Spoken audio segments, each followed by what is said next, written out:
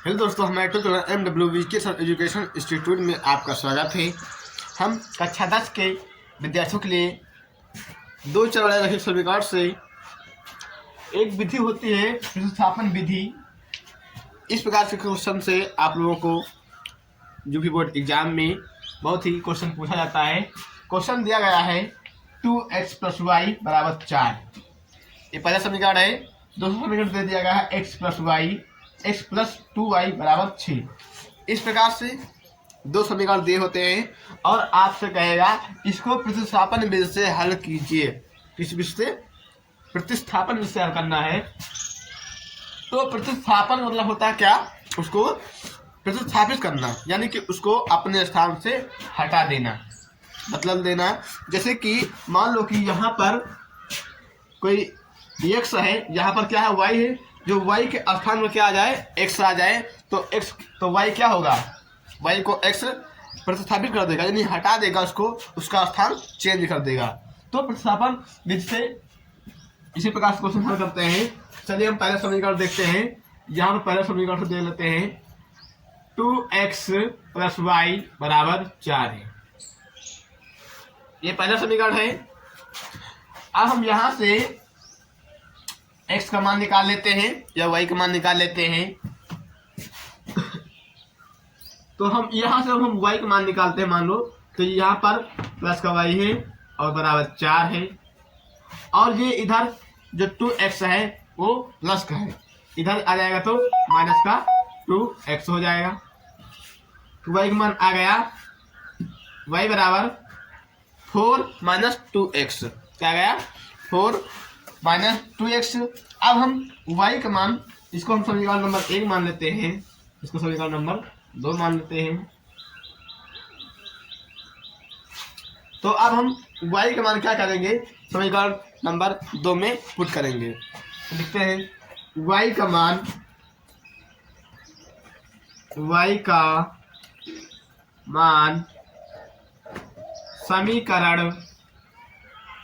समीकरण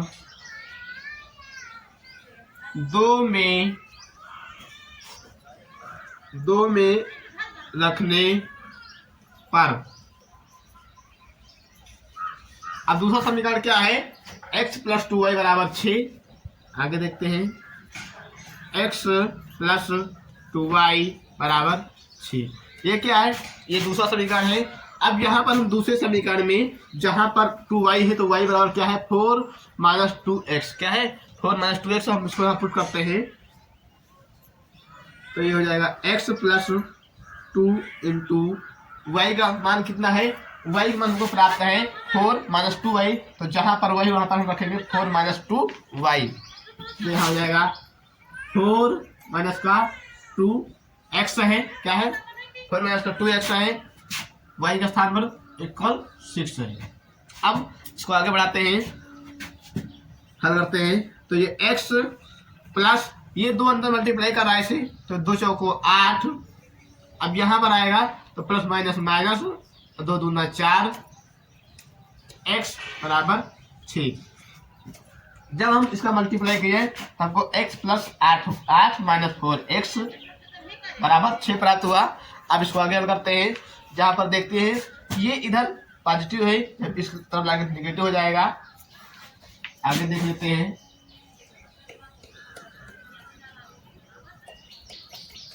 जब हम इसको उधर ले जाते हैं यानी x बराबर हो जाएगा, अब यहाँ पर 6 इक्वल में 6।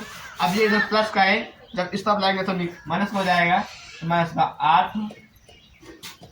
ये जो माइनस का 4x है, क्या है? माइनस का 4x है, इसको उधर ले जाएंगे तो प्लस का 4x हो जाएगा। आगे करते हैं x।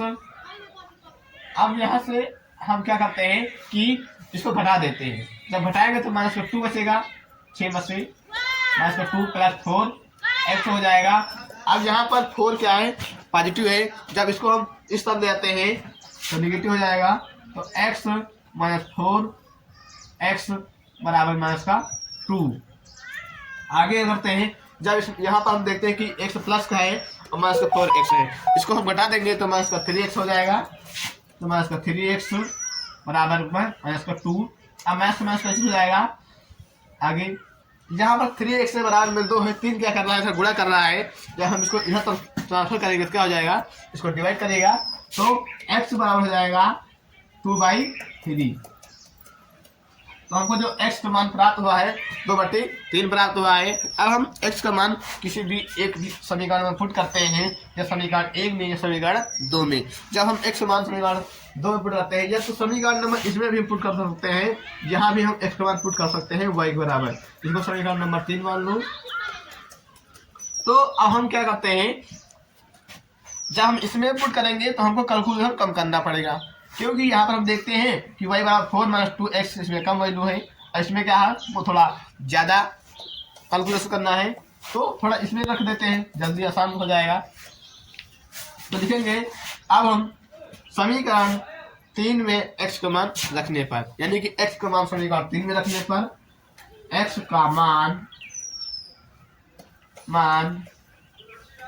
समीकरण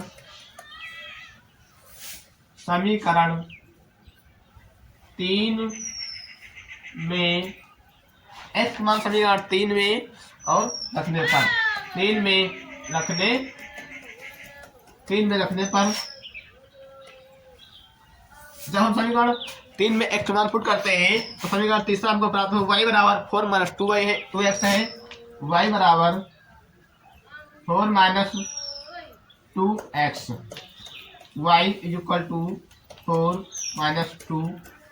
आपको x का मान यहाँ पर पुट करना है, कितना प्राप्त हुआ है 2/3 प्राप्त हुआ है। आगे देखते हैं y बराबर 4 माइनस का 2 दूना 4/3। अब यहाँ पर भिन्न के रूप में भिन्न के रूप में अब इसको हल करते हैं तो इधर मल्टीप्लाई हो 4 3 12 हो जाएगा। y बराबर हो जाएगा 12 माइनस का 4/3, ये प्राप्त हुआ। अब उसके बाद हम इसको इधर देख लेते हैं, हटा देते हैं तो y बराबर 12 में से 4 घटेगा, कितना बचेगा 8 बचेगा, यानी 8/3। अब हमको x और y के मान प्राप्त हो गए हैं। x का मान प्राप्त हुआ है 2/3 और y का मान प्राप्त हुआ है 8/3। तो इस प्रकार से प्रतिस्थापन विधि से बहुत ही आसानी पूर्वक सवालों को हल किया जाता है। चलिए इसको एक बार पुनः समझ लेते हैं। क्वेश्चन इसी प्रकार दे देता है कि 2x + y बराबर 4, x + 2y बराबर 6। इसमें समीकरण चेंज होता है, यहाँ पर अब कोई भी समीकरण आ सकता है, आप लोग इसी प्रकार से हल कर सकते हैं। तो पहले हम क्या करते हैं, इसमें किसी भी समीकरण से x या y का मान निकाल लेते हैं। जब हमने यहाँ पर समीकरण नंबर फर्स्ट से y का मान निकाला तो y का मान हमको प्राप्त हुआ 4 - 2x। अब हम y का मान समीकरण 2 में पुट करते हैं। जब हमने y का मान समीकरण 2 में पुट किया तो x + 2y बराबर 6 समीकरण नंबर 2 है। यहाँ पर x + 2 इंटू y का सम क्या है 4 - 2x, 4 - 2x रखा गया, जिससे मल्टीप्लाई किया तो 2 चौको 8, प्लस माइनस माइनस और 2 दूना 4x बराबर 6। अब इसको हम क्या करेंगे कि ये वाले चर इस तरफ ले जाते हैं, पश्चातम किया हमने तो x बराबर 6 - 8 प्लस का 4x हो गया। अब यहाँ पर x बराबर -2 प्लस का 4x, ये घट जाएगा, कितना बचेगा माइनस का 2 बचेगा, प्लस का 4x, ये प्लस का है, इसको इधर लाएंगे तो माइनस हो जाएगा, तो x - 4x बराबर माइनस का 2 हो जाएगा। उसके बाद में जब हम इसको घटाते हैं तो माइनस का 3x बचा, माइनस का 3x और ये माइनस का 2, तो माइनस क्या होगा कैंसिल हो गया। यहाँ पर देखिए 3x क्या है, 3 जो गुणे में इधर भाग करेगा तो x बराबर 2/3 हमको प्राप्त हुआ। जब हमको x का मान 2/3 बराबर हो गया है तो अब हम x का मान किसी भी एक समीकरण में रखेंगे तो हमको क्या होगा y का मान प्राप्त हो जाएगा। अब हम यहाँ पर जो है कि x का मान समीकरण 3 में रखें, 1 में रखें, फर्स्ट में रखें, सेकेंड में रखें, थर्ड में रखें, किसी में भी रख सकते हैं। जब हमने किस में रखा है समीकरण 3 में, किस में रखा है समीकरण 3 में जो बनाया है हमने, इसको y बराबर -4 2x हमने यहाँ पे रखा, y बराबर -4 2x, क्या x मान हमको 2/3 रख दिया। तब y बराबर 4 माइनस का 2 गुना 4/3।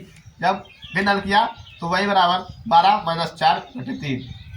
उसके बाद में इसको जब हल करते हैं तो y बराबर 8/3 प्राप्त होता है। तो इस प्रकार से प्रतिस्थापन विधि से क्वेश्चन आसान तरीके से लगाए जाते हैं। आपके सामने क्वेश्चन आ गया होगा। अब मिलते हैं आपको अगले नेक्स्ट क्लास में।